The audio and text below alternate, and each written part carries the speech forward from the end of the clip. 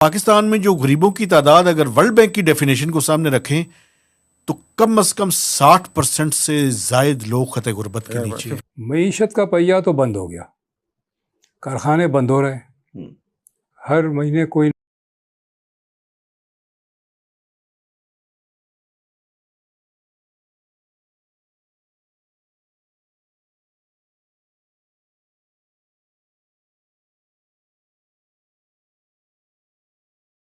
हुकूमत तो कह रही है कि हमने बड़ा ज़बरदस्त काम किया है, लेकिन जो खबरें आ रही हैं और जो नैरेटिव बिल्ड हो रहा है वो बिल्कुल ही काम जो है वो बढ़ गया है। एक तो गुर्बत के अदद व शुमार सामने आ गए हैं, लेकिन अगर सिर्फ एक सूबा सिर्फ देखा जाए बलूचिस्तान, तो 47% लोग ऐसे हैं जो खतरे गुर्बत से नीचे रह रहे हैं। जो वर्ल्ड बैंक की रिपोर्ट थी, तो वो इसका मतलब है कि उनकी तशवीश एक हद तक ठीक थी। उन्होंने भी कहा था कि इजाफा हुआ है, लेकिन उस वक्त इसको काउंटर किया गया था चीज़ को। फिर अभी जो स्टॉक एक्सचेंज में ज़ाहिर है, इसमें भी आप देखेंगे तो जो लोअर मिडिल क्लास कह लें या जो छोटा इन्वेस्टर है, छोटे मोटे शेयर्स वाला है, वो बंदा तो मारा ही गया ना। जो बड़े मगरमच्छ हैं या बड़ी मछलियाँ हैं वो बच जाती हैं, तो जो आम इन्वेस्टर है बेचारा मारा जाता है। तो वो भी ओवरऑल इकानमी के लिए या ओवरऑल एक एनवायरनमेंट के लिए तो अच्छी खबर नहीं है। लेकिन मेरा ख्याल है कि हम गुर्बत के वो जो खुद अब प्लानिंग डिपार्टमेंट ने अपना सर्वे जारी किया है उस पे ही बात कर लेते हैं कि ये जो इजाफा है किस ख़तरनाक हद तक। और आपने सिर्फ बलूचिस्तान का जिक्र किया, मेरे ख्याल दूसरा सूबा पंजाब है। जी, असल में गिलाई साहब, इसके अंदर पहले मैं आपको मेजर नंबर बता देता हूँ, फिर आप उसके मुख्तलिफ पर्सपेक्टिव पर बात कीजिएगा। 2018-19 में लास्ट गुर्बत के नंबर्स आए थे। उस टाइम पाकिस्तान में जो टोटल पॉपुलेशन है उसका 21.9% लोग जो है वो ख़तरे गुर्बत से नीचे रहते थे। लेकिन उस टाइम जो ख़तरे गुर्बत का जिस बुनियाद पे पॉवर्टी लाइन वो डिटरमिन करते थे, वो कोई 3-3.5 हज़ार रुपए पर अडल्ट इक्वलेंट जो है ना पर मंथ की उसकी रिक्वायरमेंट थी। अब जो 2024-25 का पीबीएस का डेटा हाईएस्ट का उसकी बुनियाद पे गुर्बत के नंबर्स निकाले हैं, वो है सर 28.9%, यानी 7 परसेंटेज पॉइंट्स का इजाफा हुआ है। अगर उस तरह से परसेंटेज निकालें तो कोई 32% गुर्बत में इजाफा हो गया है।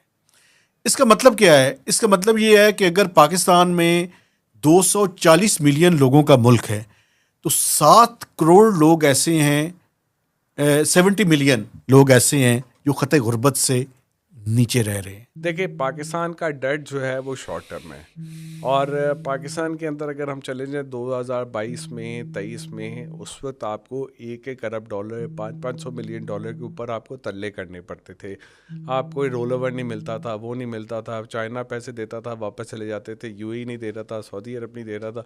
बड़ी मुश्किल से दे के करके सब ने आपको दिए, और फिर वो रोल ओवर होते रहे। और अब उसके बाद हर रोल ओवर के ऊपर एक हेडलाइन बनती थी, ये हो रहा है, नहीं हो रहा। हर रोल ओवर अचीवमेंट थी। हर रोल ओवर के ऊपर करेंसी गिरती थी, ये हो रहा है, वो हो रहा है। हम उससे पिछले अल्हम्दुलिल्लाह 1.5-2 साल से निकल आए थे।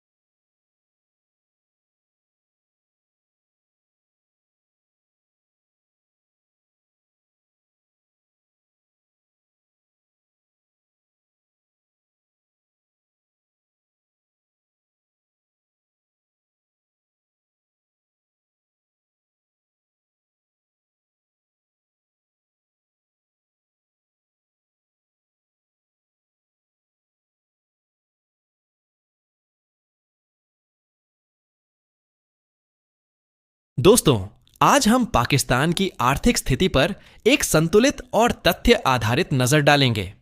अंतर्राष्ट्रीय रिपोर्ट्स के अनुसार महंगाई, बेरोजगारी और खाद्य सुरक्षा जैसी चुनौतियां वहां के आम नागरिकों के जीवन को प्रभावित कर रही हैं। कुछ वैश्विक संस्थानों जैसे वर्ल्ड बैंक की हालिया आकलन रिपोर्टों में निम्न आय वर्ग की आय और खर्च के बीच बढ़ते अंतर का उल्लेख किया गया है, जिससे यह समझना जरूरी हो जाता है कि वास्तविकता क्या है और आंकड़ों को कैसे परिभाषित किया जाता है।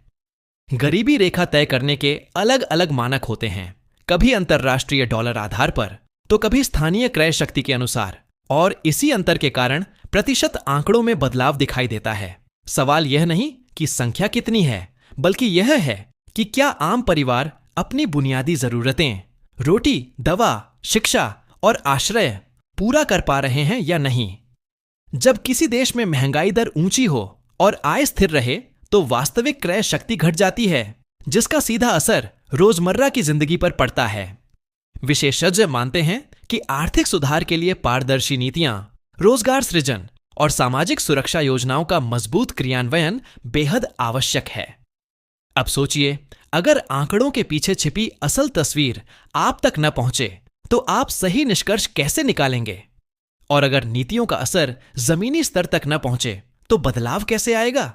वीडियो के अंत तक बने रहिए, क्योंकि आगे हम डेटा के साथ तुलना भी करेंगे और समझेंगे कि समाधान की राह क्या हो सकती है। अगर आपको यह विश्लेषण उपयोगी लगा हो तो वीडियो को लाइक करें, अपने विचार कमेंट में साझा करें और ऐसे ही तथ्यपूर्ण कंटेंट के लिए चैनल को सब्सक्राइब करना न भूलें।